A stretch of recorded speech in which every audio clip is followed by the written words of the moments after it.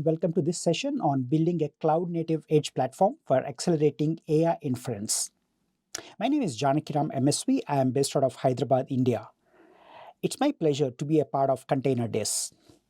So in today's session, we're going to take a closer look at what is inference at the edge. Edge computing is becoming very hot, and Kubernetes is driving this phenomenon and the momentum. So we'll take a look at the hardware stack, which is powered by Jetson Nano family of products from NVIDIA. And then we'll take a closer look at the software, which is again powered by, of course, Kubernetes, Triton, and a couple of other open source software. I have a very detailed and a deep dive demo where I'm going to show you how to deploy Triton, which is the model server from NVIDIA, on a 4-node cluster running Kubernetes. So let's get started. Machine learning essentially has two phases. The first phase is all about training, which is typically done at the cloud or at the data center. The second phase is all about predicting or classification based on new data points. So the training that takes place on the cloud or data center generates a model, and that model is typically deployed at the edge, and this model is used for performing inference. The outcome of an inference results in either prediction or classification of new data points. For example, you can send an image or a video feed and detect or perform identification of various objects. Similarly, you can send voice commands and perform inference based on what is spoken to a set of mics or a mic array. So that is actually called as inference, and this is done at the edge. Now, the hardware supporting our scenario here is coming from NVIDIA, and NVIDIA has a set of purpose-built devices called the NVIDIA Jetson family of devices. It ranges from very small Jetson Nano, which is very affordable, and it goes all the way to Jetson AGX Orin, which is one of the most recent releases from NVIDIA. Now, all these devices are essentially system on module boards that come with a CPU, GPU, and everything that you need to run accelerated AI inference at the edge. They're very small when compared to the traditional data center grade servers, and they can be deployed in highly resource constrained environments where you need lesser power and lesser space. So for our demo today, I'm going to use Jetson Nano. But as we know, to get high availability of Kubernetes, we need to run this on at least 3 nodes. So you have two choices. One, you can bring multiple development kits powered by Jetson Nano, at least 3 or 4 of them, and then install Kubernetes or K3s or one of your favorite distributions on each of them, and then configure the model server and rest of the AI stack. Or you can use a very compact device which comes with a smaller form factor, which is called the Jetson Mate from a company called Seed Studio based in Shenzhen, China. This is one of my favorite products, and what it actually does is it aggregates multiple Jetson Nano modules into one device or one edge inference device that can be deployed in very small spaces. It can be powered by a USB-C adapter, and you can run highly available Kubernetes cluster on top of these Jetson Nano modules.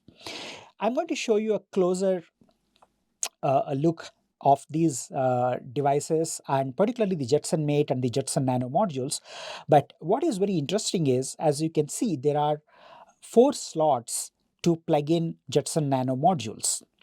One slot is classified as master, and remaining are the workers or the nodes. Now it comes with a built-in switch, which means you can connect one Ethernet cable, and internally it will route the traffic because of the switch to every Jetson Nano board that is inserted into Jetson Mate. It comes with a HDMI display, an Ethernet port, and 4 USB ports which are mapped to each of the Jetson Nano modules that are plugged into the Jetson Mate.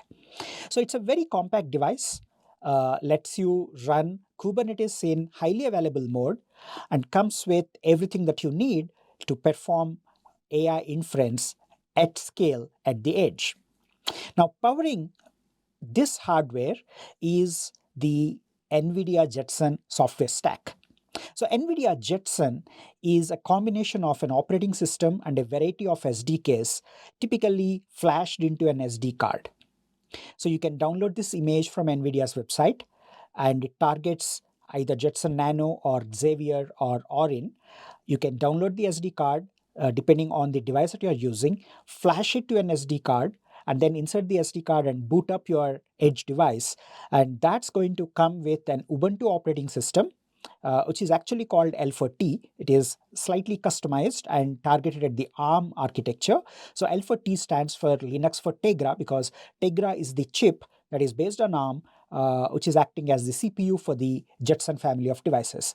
So that is the core, which is the L4T, Linux for Tegra. And on top of that, you have the typical NVIDIA stack, things like CUDA and cuDNN and a variety of other SDKs and libraries that are very useful in performing AI inference. Remember, this is not about training, but more to do with inference. Now, once we have the Jetpack, so Jetpack is essentially the combination of operating system and a set of libraries. So once you have this in place, what we need is actually called as a model server. And NVIDIA has a very popular, powerful model server called as Triton Inference Server.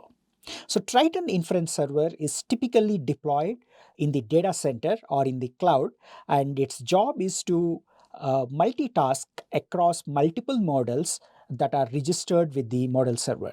For example, you may have computer vision models, you may have conversational AI models, you may have some time series models. All of them can be registered with Triton, and you can send a request to perform inference at the edge or at the cloud. Now, you would have experienced or you would have used some APIs exposed by hyperscalers like Microsoft, Amazon, and Google, and they actually deliver AI model as a service. For example, you can perform speech to text and text to speech, OCR, computer vision, and visual inspection AI, all of them through APIs. Now, what if you want to deliver something very similar at your edge or in your data center? Well, that's what Triton is meant for. So Triton will expose your models through well-defined set of APIs, either through HTTP or gRPC. So once we have the Jetpack stack installed on NVIDIA Jetson devices, the next step would be to install the NVIDIA Triton Inference Server. So the Triton Inference Server acts as the middleware sitting in between the models and the clients that actually consume the models. You can register more than one model. Of course, it depends on how much power you have at the edge. For example, in a typical Jetson Nano scenario, it may be difficult to run more than one model given the CPU and GPU constraints of Jetson Nano. So this is Triton Inference Server, which is very powerful. Now let's connect the dots and let's take a look at the big picture. Now we are going to have the Jetson Mate carrier board, which I have introduced earlier. And that comes with 4 Jetson Nano system on module boards, which we are going to plug into one Jetson Mate device.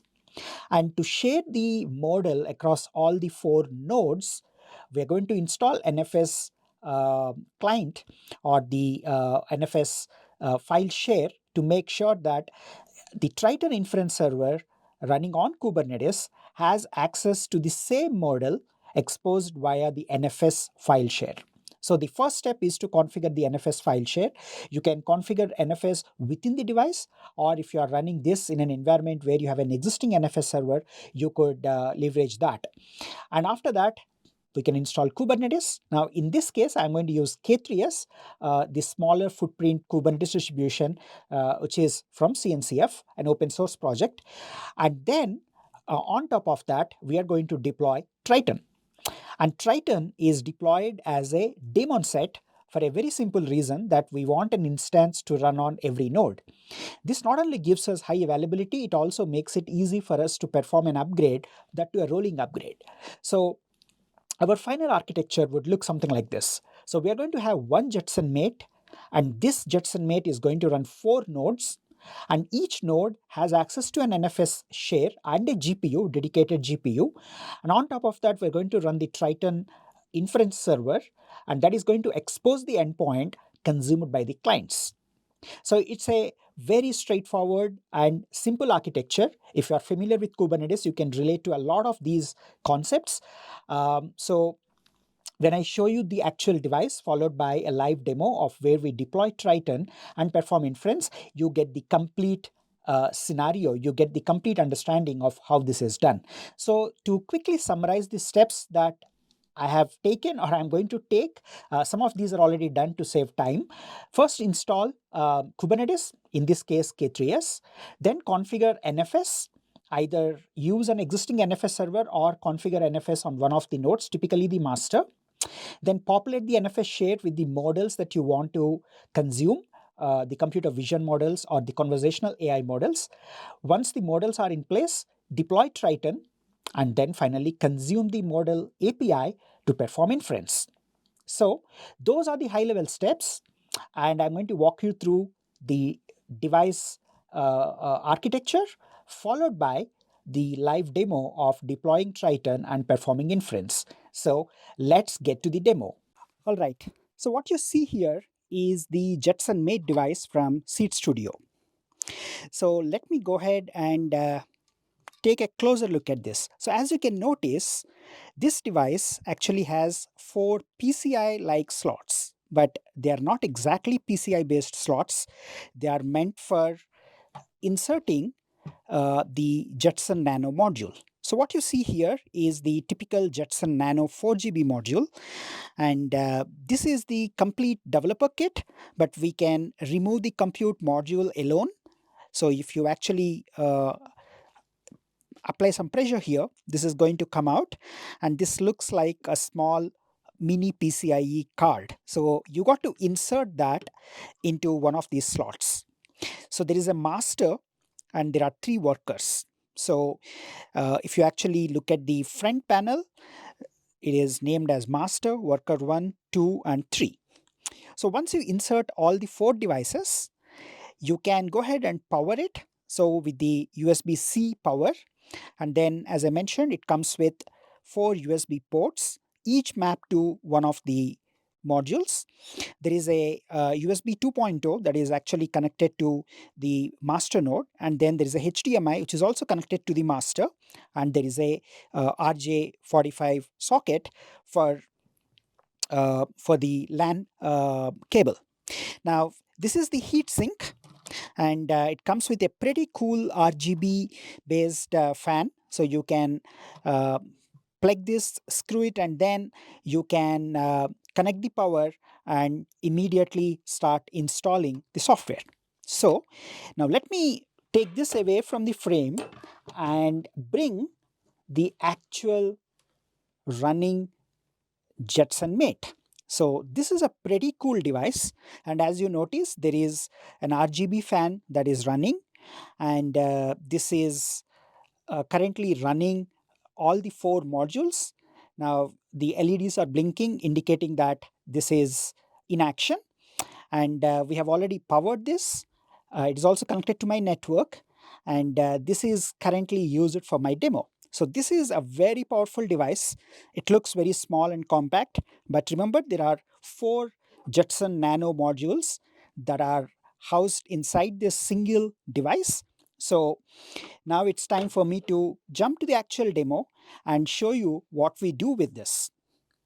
So let me take you to the demo and walk you through the steps involved in deploying Triton and then performing inference. All right. So now that you have seen the actual device, now let me show you the demo where we deploy Triton and perform inference. So first things first, let me show you what I have in store. So the 4 nodes that you're seeing are mapped to each of the Jetson Nano compute modules that I have just shown you as a part of the Jetson Mate device. Now this is running K3s version 1.22, which is slightly older, but this has been used for some live demos, so I've been running this version for a while. Now, apart from installing Kubernetes based on K3s, I also configured the NFS provisioner. So I have an NFS server running in my network. So here I have configured what is called as the NFS general folder, and this is what is being exposed to my NFS clients. So to consume this NFS share, I have already installed the NFS client provisioner storage class, and you can actually see that. So this is the NFS client, and the plugin that is responsible for exposing NFS to Kubernetes is the NFS external provisioner plugin. So I have already installed that, and this is going to enable us to share the models that we deploy across multiple instances of the Triton inference server. So we have the K3s distribution in place. Then we have the NFS server share in place, the file server. Now it's time for us to populate the NFS file share with the actual model. Now for this, I'm actually using a model from Google, which is called the Inception Graph Def. So Inception is a very popular model meant for object detection. So this is already used in a lot of production grade inference systems. So we are going to use the same model. Now this model is going to be front-ended by Triton. So this model will be exposed by Triton to enable clients to invoke this model. So in order to register this model with Triton, we need to define this entire model. So if you actually look at the config.pb text, which is the protobuf configuration file, we are mentioning this is the TensorFlow format. The maximum batch size for this inference request is going to be 24. It is going to run on the GPU. It accepts type FP32, which is floating point 32, and other inputs. It also explains what is the output, and this is directly mapped to the neural network architecture on which the Inception model is built. So we explain the model in config.pb text, and within this version called 1, we stored the actual model called the model.graphdef. Apart from that, we also have the labels that identify the popular objects on which the model is trained. Now the job for us is to make sure that this is available on NFS file share. So if you look at the tree structure, I have the model name followed by the version, the actual model artifact, the configuration file, and then the labels that are responsible for identifying each of the inference responses. So I'm inside the NFS server, and if I take you to the directory where we have copied this file, it's exactly the same. So it's Inception Graph Def, where we stored the model artifact, the configuration file, and the labels. Now, if you actually look at this, this is the PVC that is already configured. So now if I actually do kubectl get PVC, you notice that there is a PVC called model PVC, and there is a name. Just remember the last 4 digits, 2482. And here, if you look at my NFS directory, it is also ending with 2482, which means basically this PVC is mapped to the same NFS file share that is available to rest of the clients. Now, this PVC is created as read-write mini, and that's one of the reasons why we are relying on NFS. That means we can now access this from multiple pods simultaneously and even perform write operations. Now, that is not the desired outcome, but the idea is to make sure that the model artifact is concurrently available to more than one pods. That's the reason why we have created this PVC based on the NFS client. All right, now that the storage backend is available and the Kubernetes cluster is up and running, so we already have the 4-node cluster, we have the storage class, which is the NFS client, and we have the PVC based on this storage class, which is NFS. Now it's time for us to deploy Triton inference server. So let me take you to the Triton directory, and what I have done is I have actually built the custom Docker file, the Docker image, because I'm still not sure if NVIDIA ships a container image responsible for running Triton as a container or as a pod on Kubernetes. But that's not a big deal. What I have done is I have basically wrapped all the commands to deploy and run Triton into a Docker file, and I've already built the Docker image. Now, once that is done and pushed to Docker Hub, I go to the deploy directory, and before that, let me put watch the kubectl get pods under watch. So we only have one pod, that is the NFS provisioner running. Now I'm going to deploy the daemon set that is responsible for running Triton on every node of the cluster. So if you see, this is the daemon set, and this is consuming the models PVC claim, and we are mapping that into OPT Triton models, and we are passing that as a parameter to Triton so that Triton has access to all the models that we populate. So eventually, if we drop one more model into the NFS share, it shows up here, and Triton can pick it up dynamically. So it's a very, very useful and a powerful technique to deploy models on the fly. And this daemon set is exposed as a service, and it is available on these ports. So pretty straightforward. I have already pushed my Triton Jetson image to Docker Hub, and I'm going to now deploy the daemon set. So kubectl apply daemon set triton.yaml. Now this is going to result in the creation of 4 pods because we have a 4-node cluster, and it also comes up with one service which is responsible for exposing the Triton gRPC and HTTP endpoints. Perfect. So now let's wait for Triton to completely be ready.